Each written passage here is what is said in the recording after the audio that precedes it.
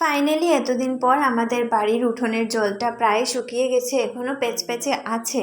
এখন আমি যাচ্ছি আমার দোকানে, আর আমাদের ঘরে একজন অতিথি আসছে, আমার দিদির ফ্রেন্ড, তার জন্য একটু দোকানে যাচ্ছি। আমার স্টুডিওতেই যাচ্ছি, ওইখানে একটু কাজ আছে।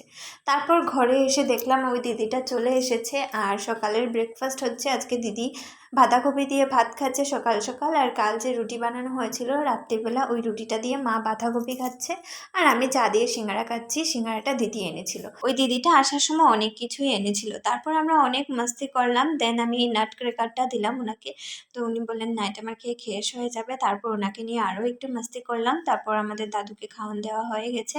যেহেতু দাদু ওদের জন্য নিরামিষ, তাই আজকে আমরা পুরোটাই নিরামিষ রাখার চেষ্টা করেছি, দাদু ওদেরটা ছাড়া। তারপর ঘরে কাজকর্ম গুছানোর পর দিদি এখানে বসে বসে একটু হাতে নেল পেন্ট করছে। আর আজকে খাওয়ানোতে অনেক কিছু ছিল, আর যেহেতু দিদি আমাদেরকে আগে জানায়নি, তাই আমি মাছ আনতে যেতে পারিনি বাজারে, তাই আজকে ঘরে যা যা ছিল তাই দিয়েই করা হচ্ছে।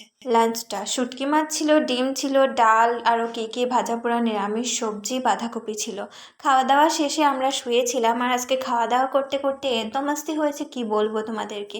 আমরা সবাই শোয়ার পর এক টানা ঘুম দিয়ে ওঠার পর দিদিকে বললাম একটু পপকর্ন ভেজে দে তোর ফ্রেন্ডকে।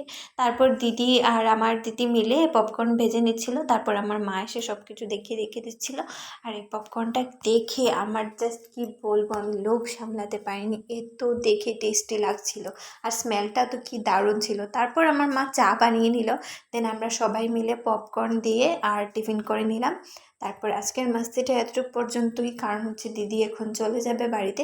আজকে পুরো দিন আমাদের বাড়িতে কাটিয়েছে, তো দিদিও চলে যাচ্ছে, আমার ব্লগটাও এতটুকু পর্যন্ত রাখছি। তোমরা সবাই ভালো থাকবে, সুস্থ থাকবে। Tata, love you all, bye, take care. সবাই সাবস্ক্রাইব আর ফলো করে দিও। টাটা।